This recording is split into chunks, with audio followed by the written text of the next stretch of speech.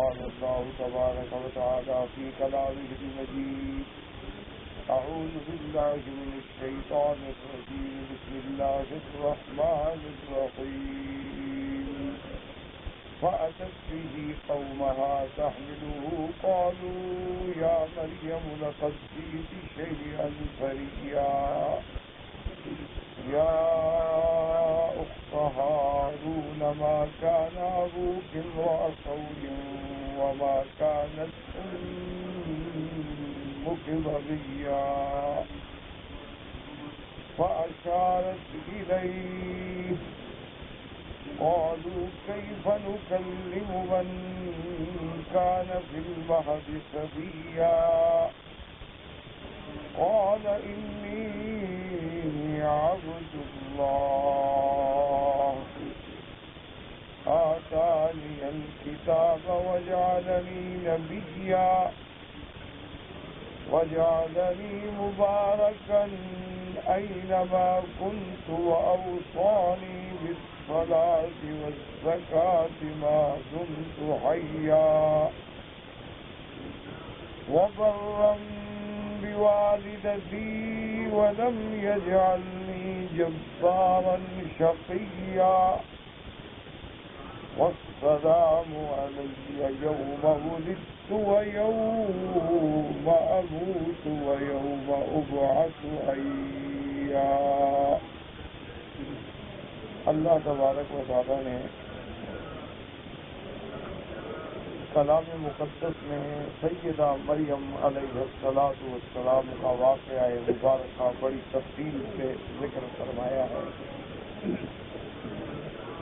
جیسا کہ الحمدللہ ہم سابقہ آیات میں پڑھ اور سن چکے ہیں کہ سیدہ مریم خاندان نبوت سے تعلق رکھتی تھیں اور حضرت مریم بنت عمران حضرت عمران کی بیٹی تھی اور حضرت زکریا علیہ السلام کی تربیت میں انہوں نے اپنی ابتدائی زندگی کے دن گزارے اور پھر والدہ کی منت کے مطابق مسجد اقصی کی خدمت انہوں نے اپنے ذمہ کی. سیدہ مریم علیہ السلام بہت بڑی عابدہ، بہت بڑی زاہدہ، صدیقہ، معصومہ، محفوظہ. تو اسی طرح زندگی کے ایام گزر رہے تھے اور آپ نے ایک دن جب اپنی عبادت کے لیے جانب شرقی میں علیحدہ ہوئی، وہاں جا کے بیوی صاحبہ خاص طور پہ علیحدہ ہو کے اللہ کی عبادت میں مشغول ہوتی تھی. تو آتے سامنے انہوں نے دیکھا کہ ایک نوجوان خوبصورت جو ہے وہ میری عبادت گاہ کی طرف اور تخلیے میں جب کہ میں ایک اکیلی نوجوان لڑکی ہوں پڑھ رہا.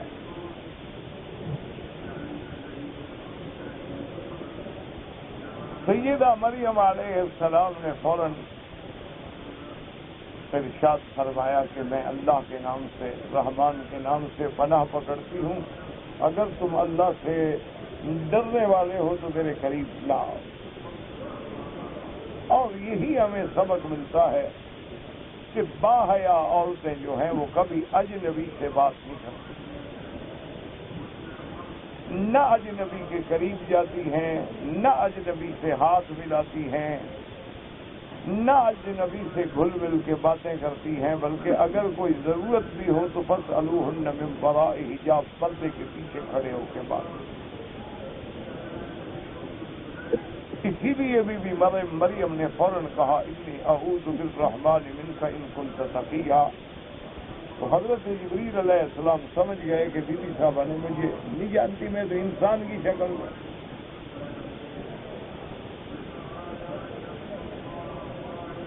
تو سیدنا جبریل علیہ السلام نے فوراً ان کا خوف کو رفع کرنے کے لیے وضاحت فرمائی کہ انما انا رسول ربک، میں تیرے رب کا بھیجا ہوا قاصد ہوں، فرشتہ ہوں.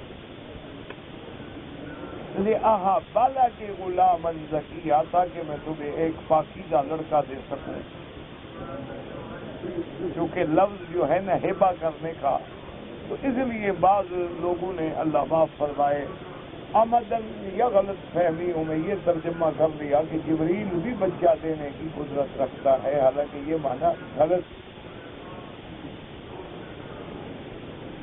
کبھی نسبت کر دی جاتی ہے، جیسے اللہ نے فرما دیا ہے کہ تمہارے ارواح جو ہے ملک الموت قبض کرتے ہیں، ملک الموت کی کیا طاقت ہے روح قبض کرے جب تک اللہ حکم نہ دے؟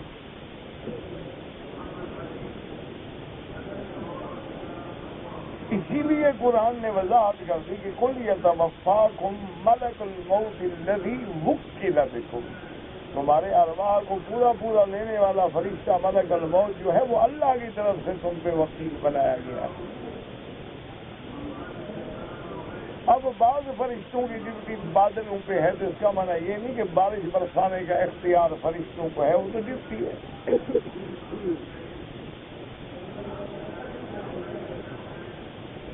تو یہ ایسی باتیں ہوتی ہیں کہ لوگوں کے ذہنوں میں خلجان پیدا کر دیتے ہیں کہ دیکھو جی قرآن کہہ رہا ہے کہ جبریل نے کہا لہٰذا کہ، اور جبریل اگر بیٹا دے سکتا ہے تو پھر تیر بھی تو بیٹا دے سکتا ہے، پھر کلندر بھی بیٹا دے سکتا ہے، پھر داتا بھی بیٹا دے سکتا ہے۔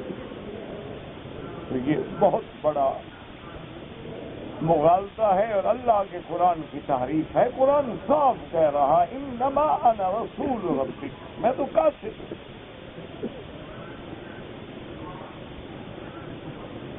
اس کے بعد بی بی صاحبہ کو جب انہوں نے خبر دی تو بی بی صاحبہ نے بھی فوراً کہا کہ انا یکون لی غلام،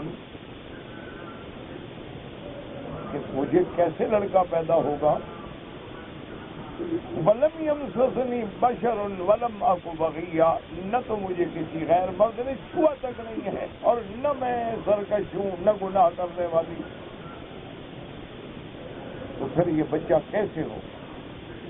تو اب جبریل علیہ السلام نے یہ نہیں کہا کہ میں نے جو دینا ہے، قال کذالک قال ربک، تیرے رب نے اسی طرح فرمایا، مطلب میں تو بات نقل کرنے والا ہوں، میں بچہ دینے والا نہیں۔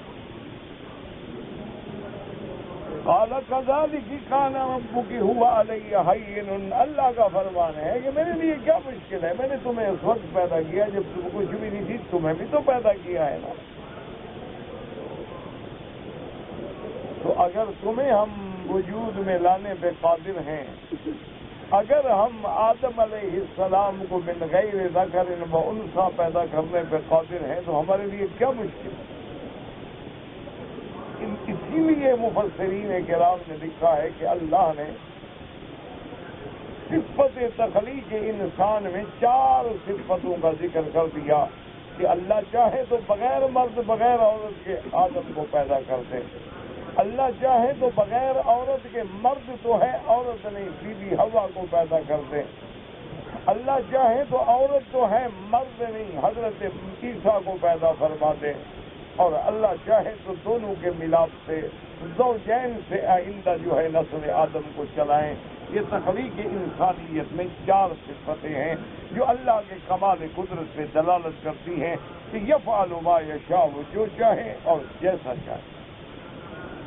اب اس کے بعد قرآن کہتا ہے کہ بی بی صاحبہ کو سیدنا جبریل علیہ السلام کے پھونک مارنے سے حمل ٹھہر گیا۔ جب حمل ٹھہر گیا تو اب آثار حمل مرتب ہوئے تو بی بی دور چلی گئیں، فحملته فانتبذت به مکانا قصیا، دور مکان میں کہ اب میں حمل کے ساتھ کیسے رہوں۔ اور اسی طرح اللہ تبارک و تعالیٰ کا قرآن یہ بھی ہمیں بتاتا ہے کہ پھر وہ وقت بھی آ گیا، فَأَجَاءَهَا الْمَخَاضُ، کہ جب ولادت سے پہلے کے درد شروع ہوئے، تکلیف شروع ہوئی۔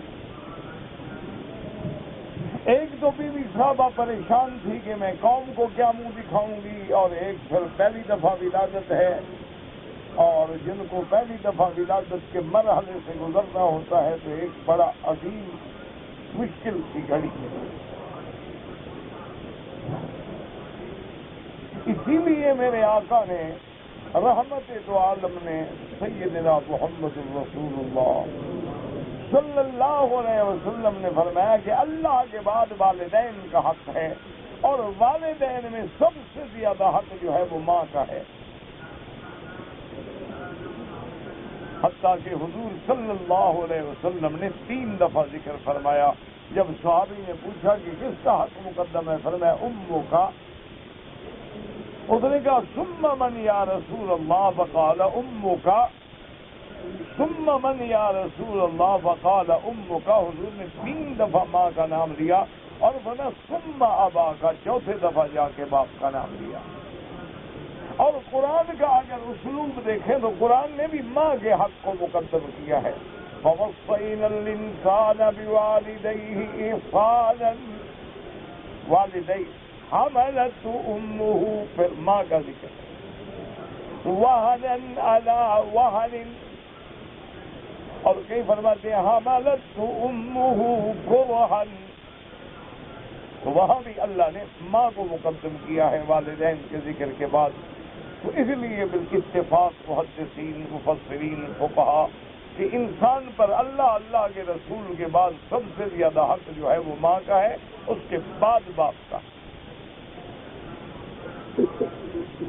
اور علماء فرماتے ہیں کہ حضور نے آخر ماں کا نام 3 دفعہ جو لیا ہے تو اس میں وجہ یہ تھی کہ ماں پر 3 مشکلات کے دور گزرتے ہیں۔ ایک تو ماں پر مشکل کا دور وہ ہے کہ جب وہ اپنے پیٹ میں بچے کو لے کے بیچاری 9 مہینے کا مدت گزارتی ہے، یہ ایک بہت بڑا مشقت ہے بچے کو سنبھالنا، اسی حالت میں چلنا، اٹھنا، بیٹھنا، کام کاج۔ اور دوسرا وقت مشکل جو ہوتا ہے عورت کے لیے وہ وقت ولادت ہے کہ جب تخلیق ہوتی ہے، جب بچہ پیدا ہوتا ہے، گویا یہ ایک موت اور زندگی کا کھیل ہے۔ لمحات ہوتے ہیں، اسی لیے زچہ بچہ جو ہے وہ دونوں اس وقت موت اور حیات کی کشمکش میں ہوتے ہیں، تو یہ ایک مشکل وقت ہے۔ اور تیسرا ماں کے لیے مشکل وقت ہے دور رضاعت کا، کہ اپنے بچے کو 2 سال تک دودھ پلانا۔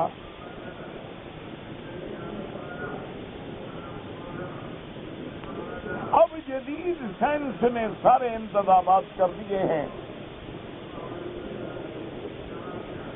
کہ جب عورت کو حمل ہو جاتا ہے تو وہ اس کو حرکت سے بند کر دیتی ہیں، بس جناب بیٹھی رہو۔ اور جب ولادت کا وقت آتا ہے تو ایسے انجیکشن ایجاد ہو گئے ہیں کہ بغیر تکلیف کے ولادت ہو جائے۔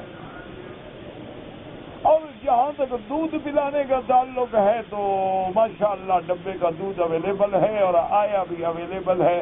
اسی لیے نتیجہ یہ نکلا ہے کہ آج ماں اور اولاد کے درمیان میں خلیج حائل ہو گئی۔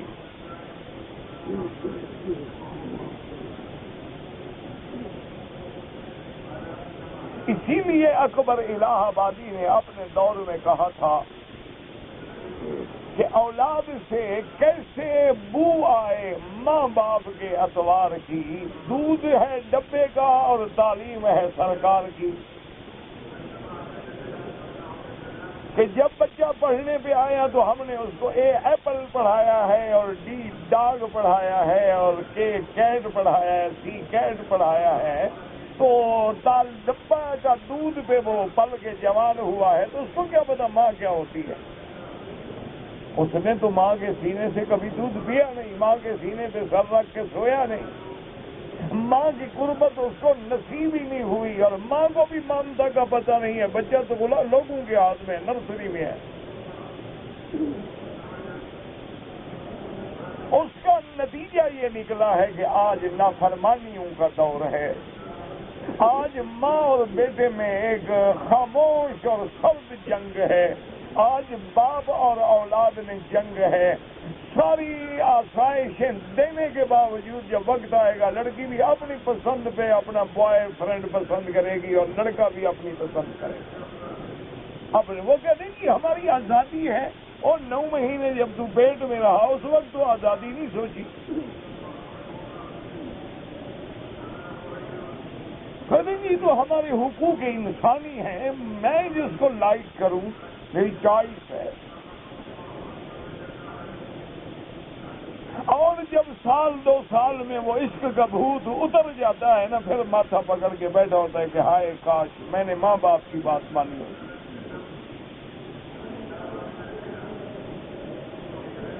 اور یہ بات ہمیشہ ذہن میں رکھا کریں کہ جو لڑکیاں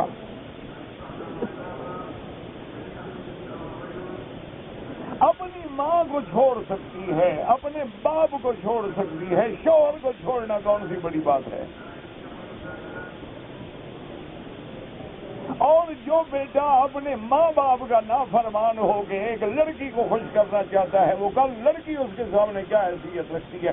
جب دماغ کا میٹر پھرے گا کہ نکل جاؤ۔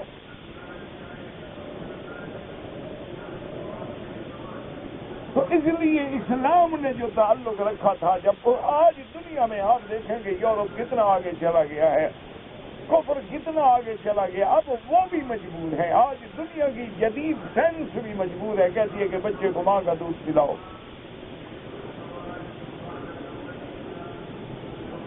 آج دنیا میں کوئی ایسا ڈاکٹر نہیں جو یہ بات باقاعدہ اس کے دماغ میں ڈالے گا کہ ماں کا دودھ پلاؤ ورنہ ماں کو سینے میں کینسر ہو جائے گا، کہ دودھ نہیں نکلے گا۔ صاف بات ہے، جو مادے کو نکلنا تھا اندر رہ گیا۔ ماں کینسر میں مبتلا ہوگی اور بیٹا ماں سے دور ہو جائے گا، وہ جو الفت اللہ نے الفت رکھی تھی وہ الفت پیدا ہی نہیں ہو سکتی۔ اسی لیے آج ہمارے گھروں میں نافرمانیوں کا دورہ ہے۔ وہ خوش نصیب لوگ ہیں جن کی اولادیں فرما بردار ہیں، ان پہ کوئی خاص اللہ کا کرم ہے، اللہ کی رحمت ہے، اللہ نے نوازا ہوا ہے، ورنہ تو سوال ہی پیدا نہیں ہوتا۔ بس 18 سال کی انتظار ہوتی ہے کہ ہماری قانونی عمر ذرا پوری ہونے دو، پھر بتائیں گے باپ کو کہ کیسے ہاتھ لگاتے ہو ہمیں۔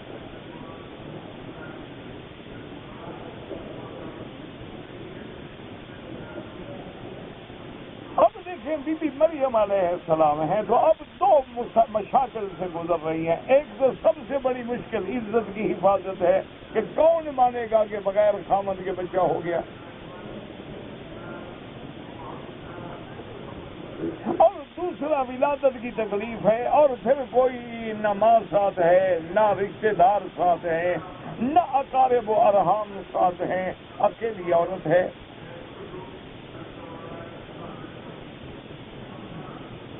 تو اللہ تبارک و تعالیٰ نے حکم دیا جبریل علیہ السلام فناداها من تحتها الا تحزني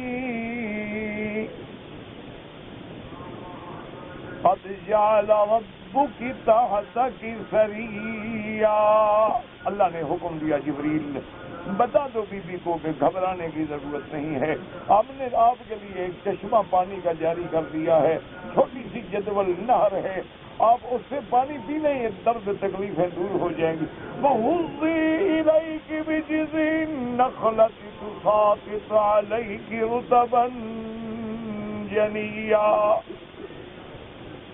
اور بی بی جس آپ کھجور کے درخت کے نیچے بیٹھی ہیں، بس کہ شاخ کو پکڑ کے ہلائیں تو اسی پر کھجوریں، مولا کھجوروں کا وقت نہیں ہے۔ انہوں نے کہا پھر بیٹے کا بھی تو وقت نہیں ہے نا، بغیر باپ کے دے رہے ہیں، تو جو خدا تمہیں پھل دے سکتا ہے وہ کھجوروں کو بھی تو پھل دے سکتا ہے۔ جو اللہ تمہیں ثمر دینے پہ قادر ہے وہ درختوں کو بغیر موسم کے بھی ثمر دینے کے قابل ہے۔ اور مریم، ہم نے تو تمہیں بچپن میں بھی بغیر موسم کے پھل دیے تھے، تمہارے پھلوں کو دیکھ کے تو زکریا نے دعا مانگی تھی، آج کیوں گھبرا رہی ہو؟ اب جناب چونکہ نہ ماں ساتھ ہے، نہ بہن ساتھ ہے، نہ ہاسپٹل ہے، نہ نرسنگ اسٹاف ہے، کون کھانے پکانے کا انتظام کرے؟ اللہ نے بالکل تیار چیز بھیجی۔ اللہ نے فرمایا تازہ کھجوریں ہیں، بس یہ کھا لو اور پانی پی لو۔ غذا کی غذا ہے، دوا کی دوا ہے، اور شفا کی شفا ہے۔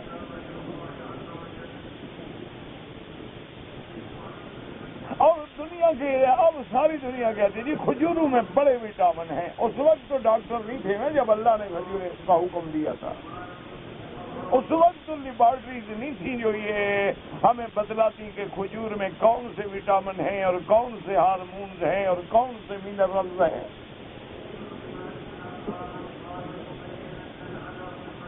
اسی لیے تو ہم کہتے ہیں کہ قرآن کی ایک آیت پڑھو، چیخ چیخ کے پکارتا ہے کہ میں اللہ کا کلام ہوں۔ ورنہ دیکھو نا اس وقت بی بی مریم کے لیے اللہ نے کھجوریں تجویز کی.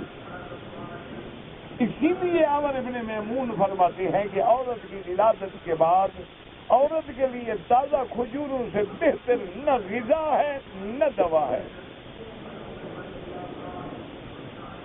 اگر اور چیز بھی بہتر ہوتی تو اللہ دینے پہ قادر تھے. اللہ انگور پیدا کر دیتے, اللہ کیلا پیدا کر دیتے, انار پیدا کر دیتے, آم پیدا کر دیتے. اللہ کے لیے کیا مشکل بات تھی.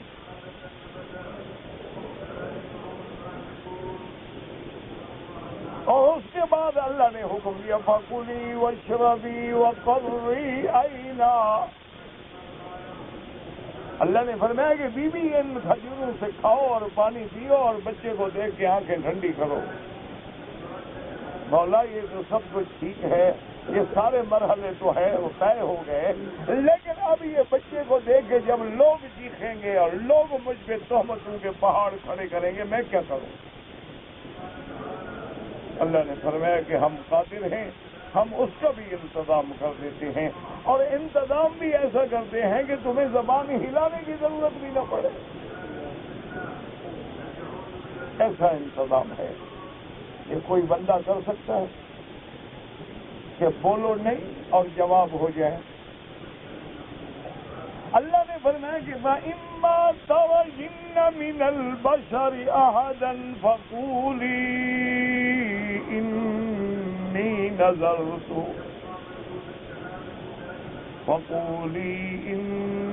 نَذَرْتُ لِلرَّحْمَنِ صَوْمًا وَلَنْ أُكَلِّمَ الْيَوْمَ إِنْسِيًّا. اللہ نے فرمایا کہ بی جب کسی بندے کو دیکھو, منع ہے کہ جب کوئی اعتراض کرے کیوں کس کو جواب دو گی, کوئی جواب دینے کی ضرورت نہیں, بس اشارہ کر دو کہ مجھے تو روزہ ہے, میں نے چپ کر میں نے بولنا ہی نہیں. اور آج کا جو ہم نے سبق پڑھا ہے اس میں قرآن کہتا ہے فَحَمَلَ فَأَتَتْ بِهِ قَوْمَهَا تَحْمِلُهُ قَالُوا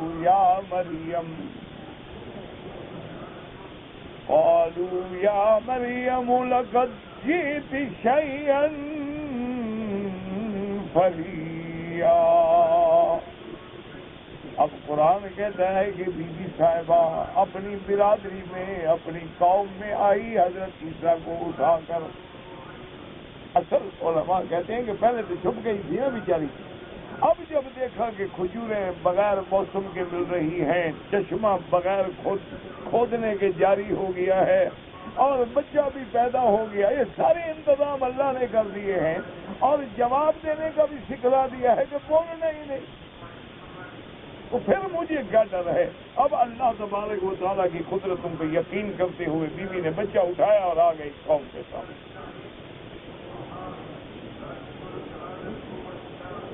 جب لوگوں نے دیکھا تو کہا قالوا یا مریم لقد جئت شیئا فریا. ساری قوم کے رشتے دار جو تھے بول پڑے, انہوں نے کہا بی بی مریم یہ کیا تم یہ کیا چیز لائی ہو, یہ تو کچھ بہت بڑی تم نے غلطی کی. یا اخت ہارون ما كان ابوك امرأ سوء وما كانت امك بغيا. قوم نے کہا کہ ہارون کی بہن, یا اخت ہارون, اے ہارون کی بہن, تیرا باپ بھی بہت اچھا آدمی اور تیری ماں بھی بہت اچھی آدمی, نہ تیرے باپ گناہگار نہ تیری ماں سرکش اور باغی, پھر یہ تو کیسے نکل آئی. اس لیے علماء نے لکھا ہے کہ جن لوگوں کو اللہ کسی عالم گھرانے میں پیدا کرے, کسی بزرگ گھرانے میں پیدا کرے, کسی دین والے گھرانے میں پیدا کرے, تو ان کی اولاد کو خیال کرنا چاہیے کہ ان پہ جلدی تہمت لگتی ہے.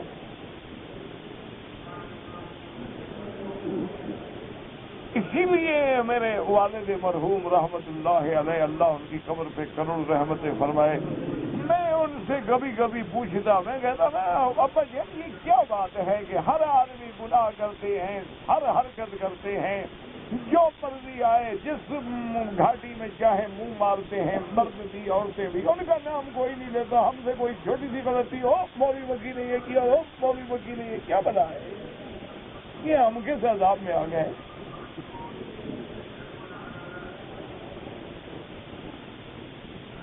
تو ہمیشہ ہنس کے فرماتے، کہتے بیٹا بات سنو، سفید کپڑا ہو تو داغ دور سے نظر آتا ہے، اور اگر ہو ہی کالا کپڑا اور سیاہ کپڑا تو داغ کیا نظر آئے گا؟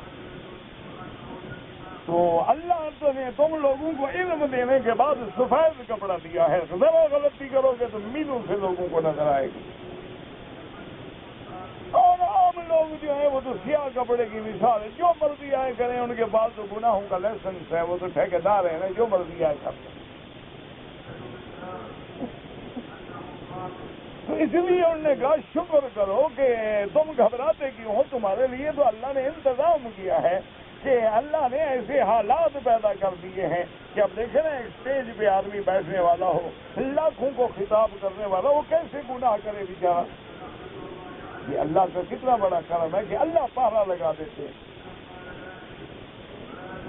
صرف داڑھی رکھ لو نا جی، 1000 گناہوں سے بندہ بچ جاتا ہے۔ شرم آتی ہے یار داڑھی رکھ کے میں یہ کام کروں، لوگ کیا کہیں گے؟ ایک داڑھی گناہوں سے روک دیتی ہے، نماز گناہوں سے روک دیتی ہے، آدمی کو ایک مسواک جو ہے وہ گناہوں سے روک دیتا ہے۔ تم سنت پہ عمل کر کے تو دیکھو، تم نے تو اپنی زندگی، اپنا داخلی امور، خارجی امور، تم نے اپنا لباس، اپنا شکل، اپنا تمدن، اپنا میک اپ، اپنا ہر چیز جو ہے وہ کافروں کی نقل کر لی ہے، تو تمہیں کیا پتہ لگے اسلام کی بھلائیوں کا؟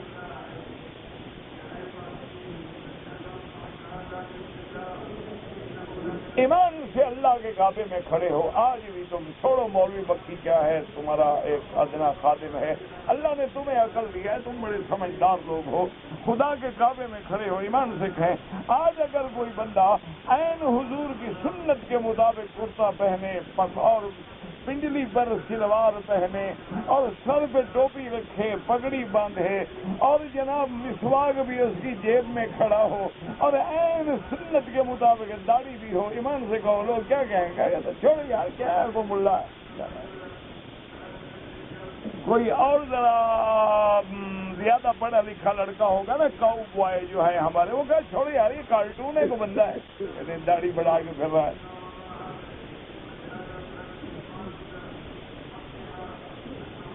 کوئی کہے گا چھوڑو یار یہ مولویوں کی داڑھی تھوڑی ہے، تو جھاڑی ہے۔ کوئی کہے گا چھوڑو یار یہ تو داڑھی کی آڑ میں شکار کھیلتے ہیں، تمہیں تو آڑ کی ضرورت ہی نہیں نا، وہ تو بیچارے پھر بھی ڈرتے ہیں، آڑ تو پکڑتے ہیں۔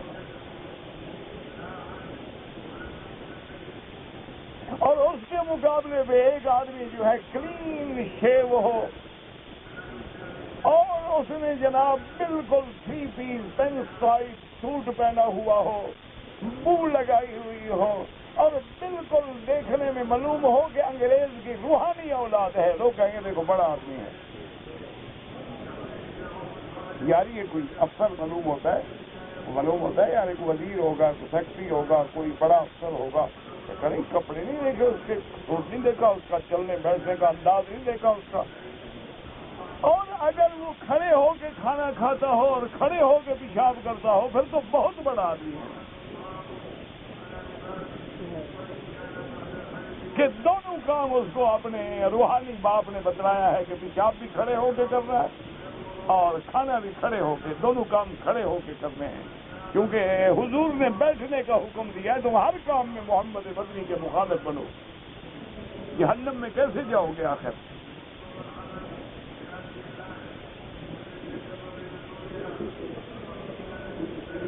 تو اب جب بی بی کو تسلی ہوئی، لیکن قوم بول پڑی، انہوں نے کہا تیرا باپ کا خاندان، تیری ماں کا خاندان، تم تو بڑے سارے خاندان کی بیٹی ہو، یہ کیا بات؟ اچھا یاد رکھو کہ بعض یہودیوں نے بھی اعتراض کیا صحابہ پر کہ قرآن کہتا ہے بی بی مریم کو اختہ ہارون، ہارون کی بہن، اور ہارون جو ہے وہ موسیٰ علیہ السلام کے بھائی نبی گزرے ہیں، ان کے اور ان کے زمانے میں تو سینکڑوں سال کا فرق ہے، تو یہ اخت ہارون کیسے بن گئی؟ کہ بھئی بی بی مریم کا زمانہ جو ہے یہ تو عیسیٰ علیہ السلام کا دور ہے، اور عیسیٰ علیہ السلام کے دور میں اور موسیٰ علیہ السلام کے دور میں کم از کم 1000 سال کا فرق ہے، اس سے بھی زیادہ ہے۔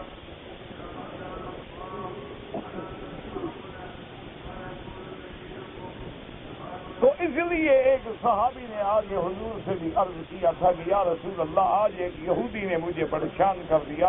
اس نے کہا قرآن کہتا ہے کہ یا اخت ہارون، تو بی بی مریم جو ہے وہ ہارون کی بہن کیسے بن سکتی ہیں؟ حضور نے فرمایا اللہ کے بندے تمہیں جواب بھی نہیں آیا، تو ہارون صرف حضرت عیسیٰ حضرت موسیٰ علیہ السلام کے بھائی کا نام ہو سکتا ہے، اور کسی کا نام ہارون نہیں ہوتا۔ تو بی بی مریم کے بھائی کا نام بھی ہارون تھا، اور لوگ اپنے اولادوں کے نام جو ہیں پیغمبروں کے نام پہ رکھتے تھے۔ موسیٰ نام رکھا، عیسیٰ رکھا، سلیمان رکھا، ہارون رکھا، ایوب رکھا، یعقوب رکھا، یوسف رکھا۔ یہ تو آج کل کا ہمارا جو ماڈرن زمانہ ہے اور ایلیٹ کلاس ہے، وہ ماشاءاللہ نام رکھیں گے تو کوئی نومی رکھے گا، کوئی رومی رکھے گا، پورا رکھ بھی لیں نا غلطی سے، اس کو بھی بگاڑ دیں گے۔ اگر کوئی غلطی سے نام رکھ لے عبد الرحمن تو اس کو عبد الرحمن کبھی نہیں کہیں گے، اے رحمان، یا صرف رحمان۔ مالک، خالق، حالانکہ یہ نام دینا منع ہے۔ عبد المالک، عبد الخالق، عبد الرحمن، جب اللہ کا نام ہے تو پہلے عبدیت لگانا ضروری ہے۔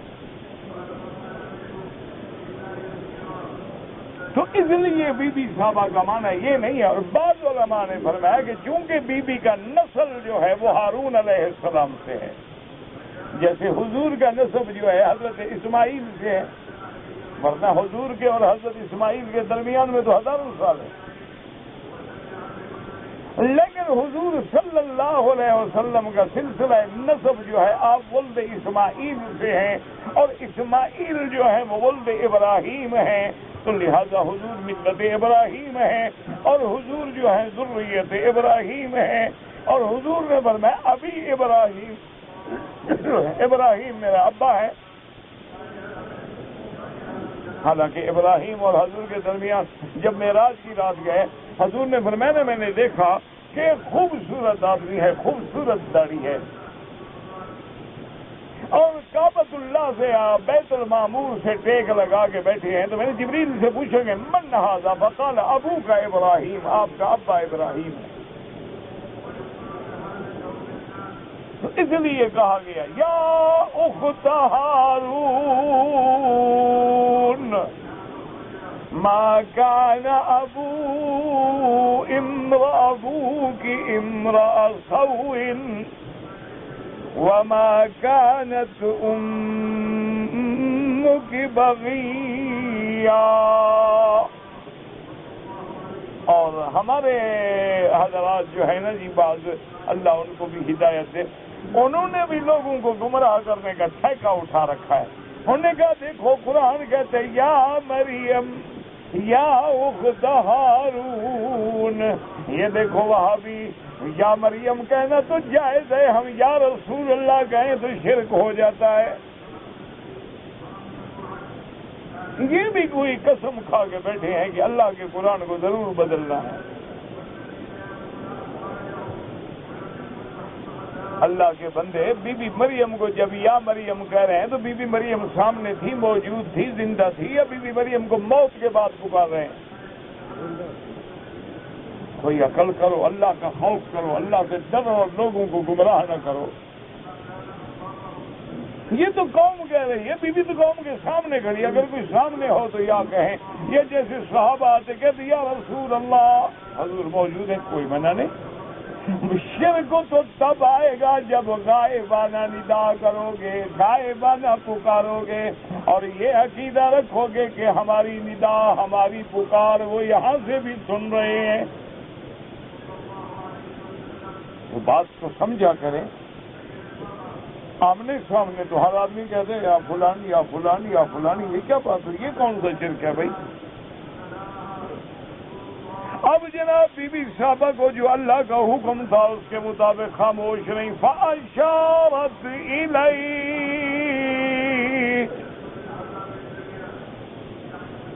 بی بی صاحبہ نے بچے کی طرف اشارہ کیا، کہا جی اس سے پوچھو۔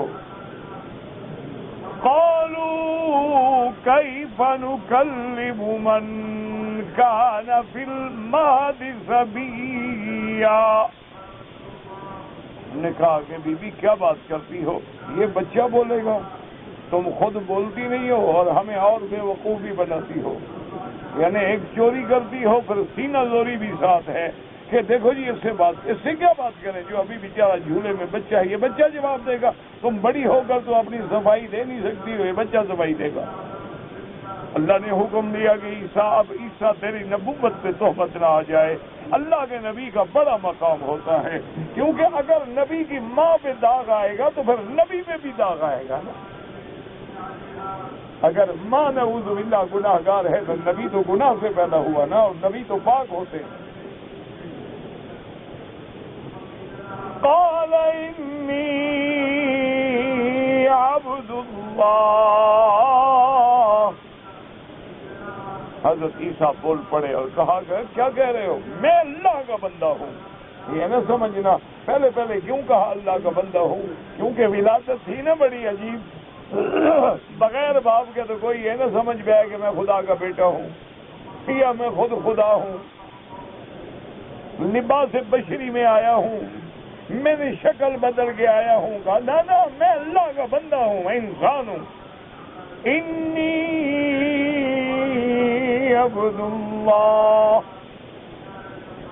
آگے شان بھی بیان کر دی، آتانی الکتاب وجعلنی نبیا، اللہ نے مجھے کتاب دی اور مجھے نبی بنایا ہے، میں اللہ کا بندہ بھی ہوں، اللہ کا نبی بھی ہوں، اور صاحب کتاب بھی، یعنی رسول بھی ہوں، صاحب شریعت بھی ہوں۔ اچھا یاد رکھیں کہ اس کا معنی بعد میں کہا کہ آپ کو بچپن میں نبوت ملی، حالانکہ نبوت تو 40 سال کے بعد ملتی ہے۔ معنی یہ تھا کہ اللہ میری نبوت کا فیصلہ کر چکے ہیں، اور جو اللہ فیصلہ فرمائے وہ کبھی نہیں بدلتا۔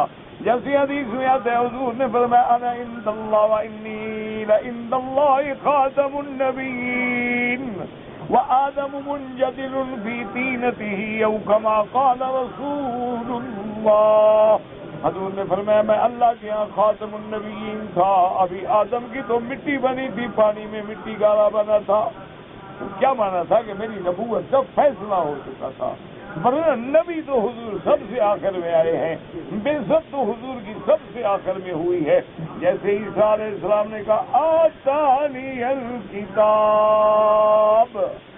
وجعلنی نبیا وجعلنی مبارکا اینما کنت، اور میں جہاں بھی رہوں برکت والا ہوں۔ اشارہ ہو گیا کہ میں زمین پہ رہوں گا تو برکت والا، آسمانوں پہ رہوں گا تو برکت والا، پھر نیچے اتروں گا تو برکت والا۔ وَأَوْصَانِي بِالصَّلَاةِ وَالزَّكَاةِ مَا دُمْتُ حَيًّا، اور یاد رکھو لفظ وصیت وہاں ہوتا ہے جہاں کوئی بڑا ضروری اور اہم کام میں لگانا ہو، کہ اللہ نے مجھے وصیت یعنی حکم فرمایا ہے کہ میں جب تک زندہ ہوں نماز، زکوٰۃ۔ اچھا بعض علماء نے فرمایا کہ حضرت مریم کو صاحب جائیداد تو تھے نہیں، زکوٰۃ کا کیا مانا، تو فرمایا یعنی اس کا حکم دوں گا تاکہ مستحق جو ہوگا وہ زکوٰۃ ادا کرے گا۔ یہ مانا ضروری نہیں ہوتا کہ میں خود زکوٰۃ دینے کے قابل ہوں یا زکوٰۃ دینے کے قابل نہیں۔ وَبَرًّا بِوَالِدَتِي، اور اللہ نے مجھے اپنی اماں کا بھی بڑا فرما بردار بنایا ہے۔ وَلَمْ يَجْعَلْنِي جَبَّارًا شَقِيًّا، اور اللہ نے مجھے سرکش یا جبار نہیں بنایا، تابعدار بنایا۔ وَالسَّلَامُ عَلَيَّ يَوْمَ وُلِدتُّ وَيَوْمَ أَمُوتُ وَيَوْمَ أُبْعَثُ حَيًّا، اور ساتھ بتلا دیا کہ جا اللہ کی سلامتی مجھ پہ جس دن میں پیدا ہوا اور جس دن مجھ کو موت آئے گی. یہاں نفی کر دی کہ جو یہودی کہتے ہیں پھانسی چڑھا دی وہ جھوٹ بولتے ہیں، بلکہ مجھے اپنے وقت مقرر پہ موت آئے گی اور پھر دفن ہوں گے روضہ محمد مصطفیٰ میں صلی اللہ علیہ وسلم. وَيَوْمَ أُبْعَثُ حَيًّا، اور پھر جب قیامت کے دن اللہ مجھے دوبارہ زندگی دے کے کھڑا کریں گے. اللہ پاک آپ کو بھی مجھے بھی سلامتی نصیب فرمائے اور اللہ پاک ہماری اولادوں پہ اور ہر مسلمان کی اولاد پہ خاندانوں پہ رحم فرمائے.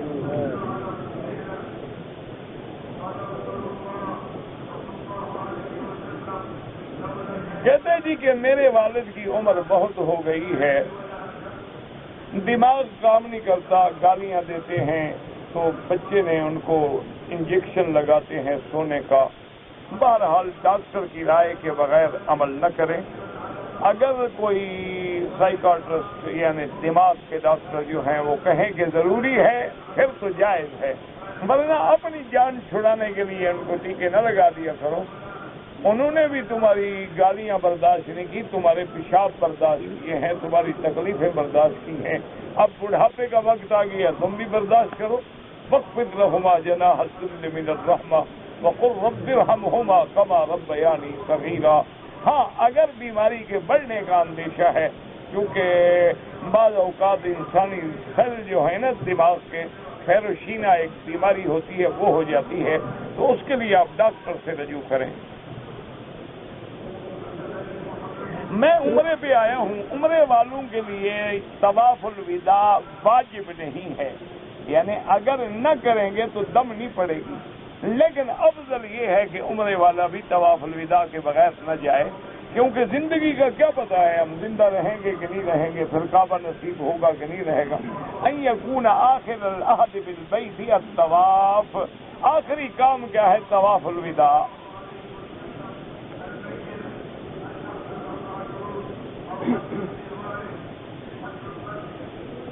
ہمارے کچھ مہمان آئے، انہوں نے عمرہ کیا، عمرہ کرنے کے بعد مدینہ تشریف لے گئے، پھر مدینے سے جدہ آئے اور جدے میں 5 دن ٹھہرے، پھر جدے سے مکے آ گئے. عمرہ کوئی بات نہیں، کوئی مسئلہ نہیں، کیونکہ مدینے سے جب چلے ہیں تو ان کی نیت جدہ تھی، ان کی نیت مکہ نہیں تھی.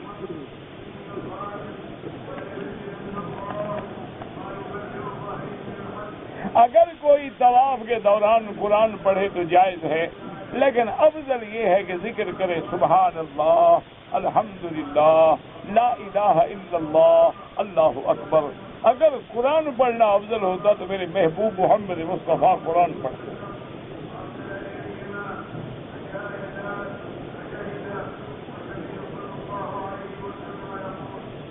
کہتے جی کہ اگر 4 رکعت سنت نماز پڑھیں تو پھر ہر رکعت میں آپ کو فاتحہ بھی پڑھنی ہوگی، سورت بھی پڑھنی ہوگی.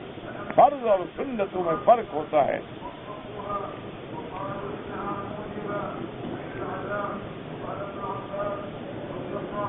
اگر ایک آدمی نے اپنے گھر سے احرام باندھ لیا، جب ایئرپورٹ پہ آیا تو سیٹ کینسل ہو گئی، اب وہ کیا کرے؟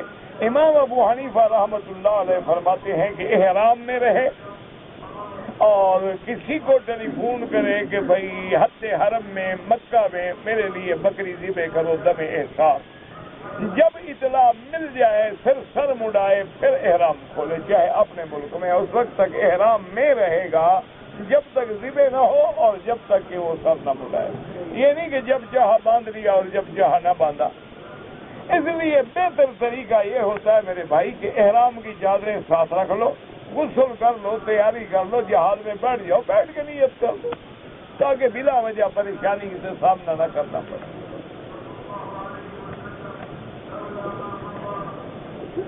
کہتے جی جب ہم پاکستان سے آئے تو کچھ لوگوں نے پیسے دیے تھے کہ کبوتروں کو دانا ڈال دیں. بالکل ڈال دیں، لیکن ایسی جگہ جہاں پاؤں میں نہ آئے، ایسی جگہ نہ ڈالا کریں کہ بھی ہر آدمی گزر رہا ہے اور اللہ کا رزق پاؤں میں آ رہا ہے، تو حفاظت کے ساتھ ڈالا جائے، وہ زیادہ بہتر ہے.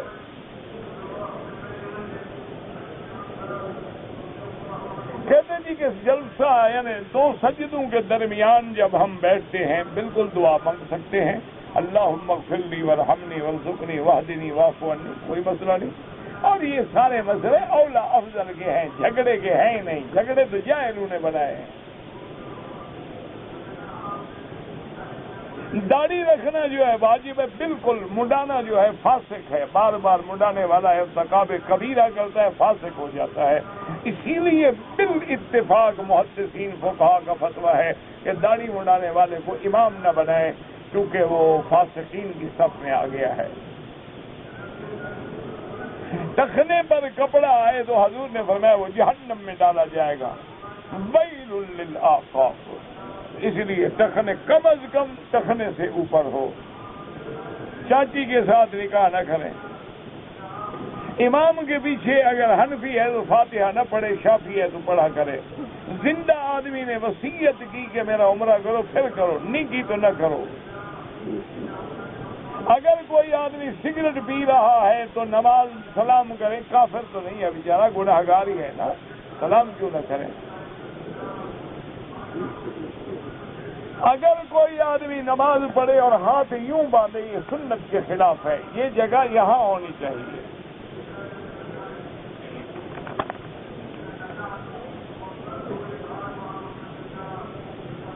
کہتے ہیں جی کہ دہشت گردی میرا بھائی کہیں بھی ہو، کسی جگہ بھی ہو، اس کی اسلام اجازت نہیں دیتا۔ جہاد اور فساد میں بڑا فرق ہے، آسمان زمین کا فرق ہے۔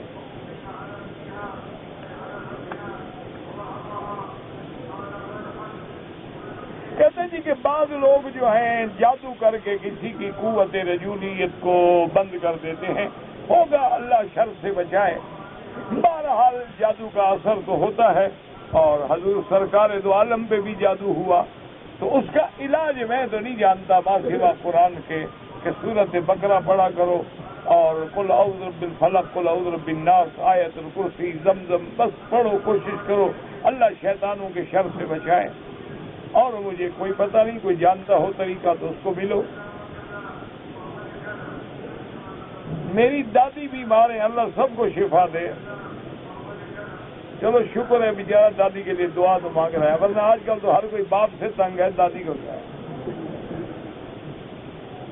اکثر اولاد جو سمجھدار ہے نا، وہ تمنا کرتی ہے کہ ماں باپ جلدی مرے، سانپ بن کے بیٹھے ہیں، دولت ملے اڑائیں ہم۔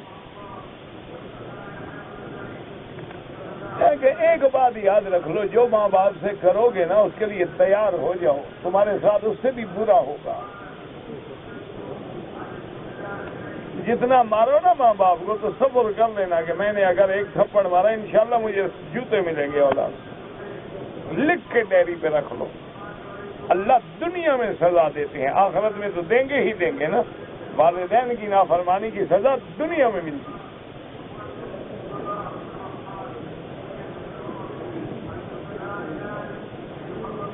میرے سوتیلے بھائی نے شادی کیا ہے، اس کے بدل مجھے دے رہا ہے، میری مرضی نہیں ہے، مجھے نہیں پتا کیا بدل دے رہا ہے، میں نہیں سمجھا، مجھ کو مل کے یہ بات سمجھاؤ۔ تیسری رکعت میں امام صاحب جو ہیں وہ دعائے قنوت پڑھتے ہیں کہ اللہ مسلمانوں کی اور مسلمان ملکوں پہ امن قائم فرمائے اور شیاطین کے شر سے محفوظ رکھیں۔ یہ سنت ہے، دعائے قنوت نازلہ سب کے نزدیک جائز ہے۔ میں مکہ میں ہوں، والدہ کے لیے عمرہ کیا، بالکل ٹھیک کیا۔ ہم ریاض سے آئے ہیں، ہم نے پہلے جدے جانا تھا، پھر جدے سے احرام باندھ گیا، کوئی دم نہیں ہے۔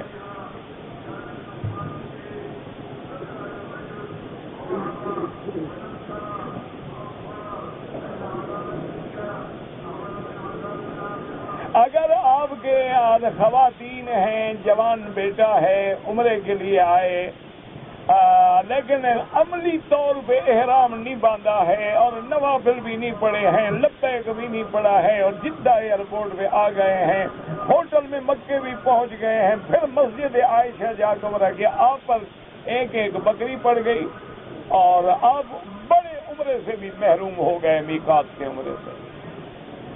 نیت عمرے کی تھی، پریکٹیکل عمرہ نہیں کیا. یہ عجیب لوگ ہیں، کیا کرنے آئے تھے؟ نیت کرنے آئے تھے، وہی بیٹھ کے نیت تو وہی بھی ہو جاتی ہے.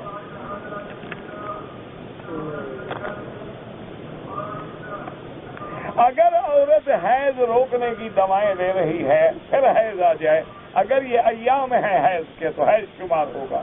معنی یہ ہے کہ گولیوں نے فائدہ نہیں پہنچایا اور اس کے جو دن مقرر تھے وہ آ گئے، اب حیض شمار ہوگا. اگر وہ دن پورے کر کے آیا ہے تو پھر بیماری ہے، پھر گرمی کی وجہ سے آیا.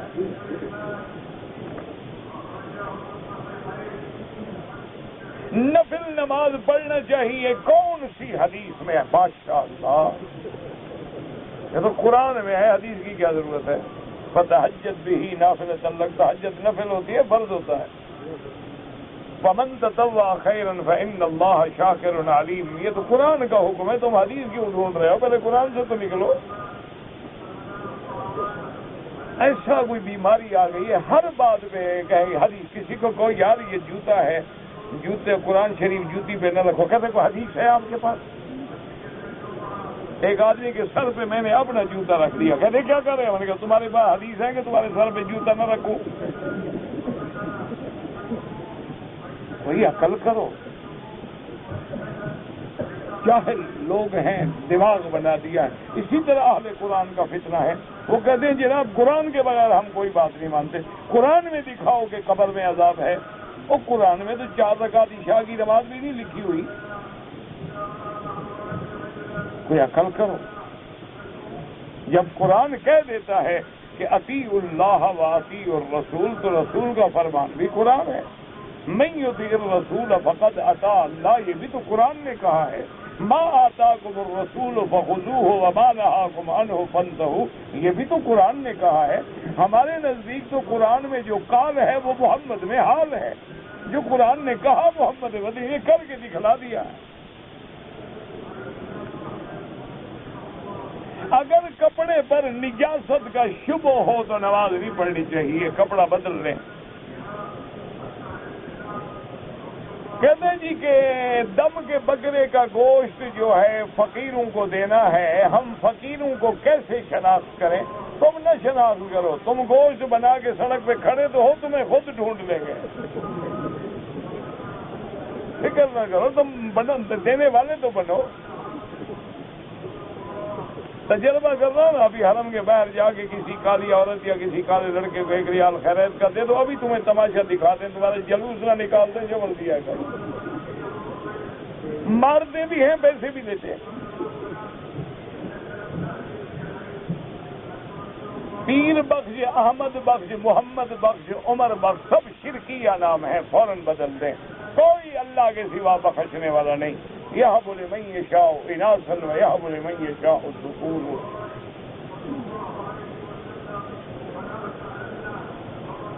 میں عمرے کی نیت سے پاکستان سے آیا، جتنے میں احرام میں تھا اور خوشبو والا صابن استعمال کیا. انشاءاللہ ایک بکری دم ادا فرما دے، آئندہ غلطی نہیں ہوگی انشاءاللہ.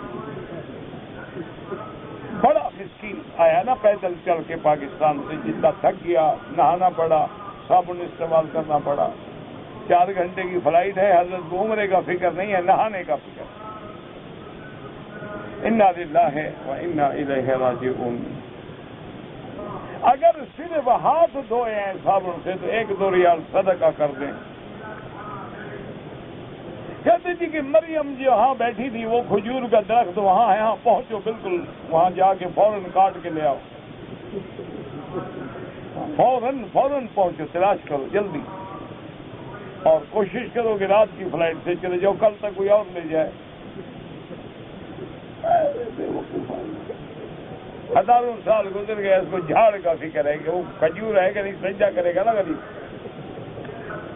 میں جدے سے مکے آیا، مکے سے مسجد عائشہ احرام باندھا. جب پاکستان سے باندھ کے نہیں آئے ہو تو دم پڑ گئی. پہلے وہ دم تو ادا کرو نا، عمرے تو بعد میں کرتے رہنا. جو بچے ہیں ان پہ نہیں ہے، جو بالغ ہیں بڑے ہیں ان پہ ہے. عصر اور عشاء کی پہلی 4 سنتوں میں 2 رکعت پڑھ کے پھر اٹھ کے 2 رکعت پڑھو، 2 رکعت پڑھو مرضی، 4 رکعت ملا کے پڑھو مرضی، دونوں جائز ہیں.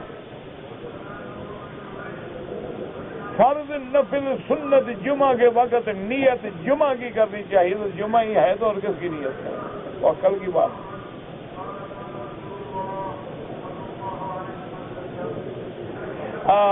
اب جناب یاسین پہ ہاتھ رکھ کے قسم کھایا تھا، توڑ دیا، تو کفارہ ادا کرو اور توبہ بھی کرو۔ یاسین بھی تو اللہ کا قرآن ہے۔ خاوند اور بیوی اکٹھے نماز پڑھ سکتے ہیں، بالکل پڑھ سکتے ہیں، لیکن بیوی کو امام نہ بنا دینا، پیچھے کھڑا کر نماز اکٹھے پڑھ سکتے ہیں۔ آج کل خطرہ ہے نا بابا، میں پریشان ہوں بھائی، گزارش یہ ہے کہ پریشانیوں کا حل جو ہے اللہ سے دعا مانگو، اور زمزم پہ 7 دفعہ فاتحہ پڑھو، اور دم کر کے صبح و شام پیو اور چہرے پہ سینے پہ ڈالو۔ تو یہ قدرت کی بات ہے، کوئی آپ کے دل و دماغ پہ کوئی اثر ہو گیا، اللہ دور کر دیں گے۔ یہاں آدمی ایک دوسرے کی قدر نہیں کرتا، اللہ ہدایت دے۔ میری والدہ بیمار ہیں، اللہ تمام بیماروں کو شفا دے۔ قبر کے اوپر پھول چڑھانا بالکل بدعت ہے، ناجائز ہے۔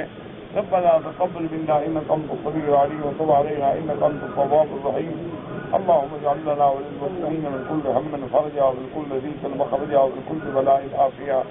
یا اللہ عالم اسلام کی عزت کا فیصلہ فرما، یا اللہ کفر کی ذلت کا فیصلہ فرما، یا اللہ بلاد الامن کو اور بلد الامین کو قیامت تک ہر فطرے سے محفوظ فرما، یا اللہ تمام اسلامی ملکوں کو اور مسلمانوں کو ان کی جان مال آبرو عزت کی حفاظت فرما، یا اللہ بیماروں کو شفا عطا فرما، بے حیاؤں کو حیا عطا فرما، بے دینوں کو دین عطا فرما، بے اولادوں کو اولاد عطا فرما، یا اللہ جن کی اولاد ہے ان کو صالح بنا، بے روزگاروں کو روزگار عطا فرما، قرض داروں کے قرض عطا فرما، جن کا رزق تنگ ہے ان کے رزق میں برکتیں عطا فرما، یا اللہ ہمیں مانگنا بھی نہیں آتا، بغیر مانگے عطا فرما، یا اللہ پورے عالم میں ہدایت کی فضا پیدا فرما، یا اللہ پورے عالم میں ہدایت کی ہوائیں چلا دے، یا اللہ پورے عالم کے دلوں کو دین کی طرف موڑ دے، یا اللہ ہمارے حال پہ رحم فرما، ہماری ظاہری باطنی روحانی جسمانی پریشانیاں بیماریاں دور فرما،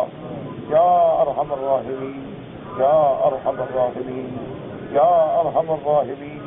اللهم فرج هم المهمومين ونفس كرب المكروبين واقض الدين عن المدينين واشفنا واشف مرضانا ومرضى المسلمين واشفنا واشف مرضانا ومرضى المسلمين واشفنا واشف مرضانا ومرضى المسلمين اللهم يسر امورنا وامور اولادنا وامور اخواننا وامور من اوصانا واستوصانا وامور المسلمين اللهم اغفر لنا ولوالدينا ولوالد والدينا ولمشائخنا ولأساتذتنا ولمن حق علينا ولمن أوصانا واستوصانا ولجميع المسلمين والمسلمات والمؤمنين والمؤمنات الأحياء منهم والأموات سبحان ربك رب العزة عما يصفون وسلام على المرسلين والحمد لله رب العالمين آمين۔